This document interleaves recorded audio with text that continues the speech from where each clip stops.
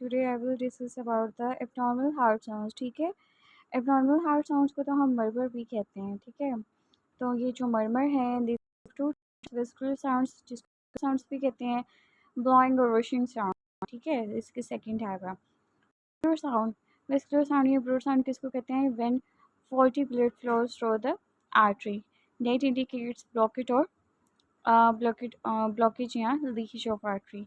तो समझ आइए कि जब फॉल्टी ब्लड जो है वो आर्टरी से फ्लो करेगा तो कौन सी साउंड प्रोड्यूस होगी? That is called bruit sound. सही है, जो लीकेज को और ब्लॉकेज, पार्शियल ब्लॉकेज को शो करें। And the second one is flowing और विशिंग साउंड। विशिंग साउंड कब प्रोड्यूस होगी? when faulty blood flows through the valves of heart। ठीक है, as you know very well about the valves of heart।